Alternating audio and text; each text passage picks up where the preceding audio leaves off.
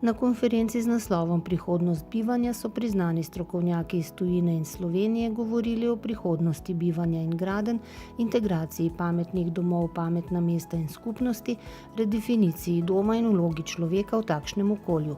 Konferenca je potekala ob otvoritvi razstave izdelkov, storitev in razvojnih dosežkov slovenske industrije pametnih stavb in doma ter gozdno-lesne verige v prostorih Gospodarske zbornice Slovenije.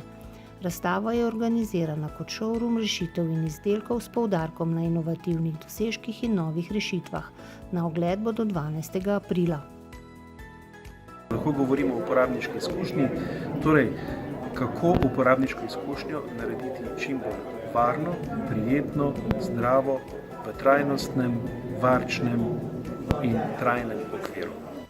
V luči ponovne uporabe, reciklaže in pravilnega ravnanja z gradbenimi odpadki in odpadki iz rušenja objektov je GZS Zbornica gradbeništva in industrije gradbenega materiala organizirala panožno delavnico z naslovom Konkurenčne prednosti, ki jih podjetjem v gradbenem sektorju omogoča prehod v krožni gospodarski model.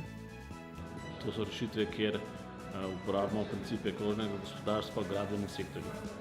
To so najbolj povezane v Evropi z predelavo, uporabo gradbenega odpada.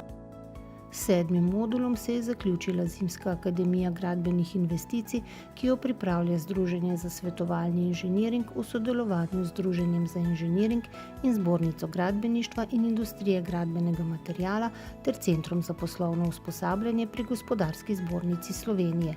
Slušatelji so pridobili nova znanja z področja prostorske in investicijske dejavnosti, projektnega vodenja, strateškega planiranja in tehnične regulative, projektiranja in digitalizacije v investicijskem procesu, fidika in pogodb pri investicijah, načrtovanja pametne infrastrukture in pametnih zgradb, komunikacije ter inovacij, financiranja in mednarodnega okolja. Akademija gradbenih investicij bo svoja vrata znova odprla 19. septembra. Akademija gradbenih investicij da slušateljem en širok nabor znanja in informacij o področju investicij, upoštevajoč vse spremembe na regulatornem pravnem področju, kot tudi tehnološkem. Na poslovnem zajtrku, ki ga je pripravilo GZS Združenje za informatiko in telekomunikacije, je dr. Nenad Filipovič z IEDC poslovne šole Bled za direktorje in druge vodilne delavce v podjetjih pripravil aktualno predavanje z naslovom Ali je digitalna preobrazba potrebna tudi v IKT podjetjih.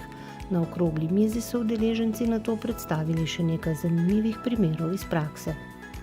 Digitalna transformacija je zgodba o hitrih spremembah, ki so zasnovane na digitalni tehnologiji, ampak dejansko govorimo o spremembah poslovnih modelov, načina poslovanja, ustvarjanja vrednosti za kupce.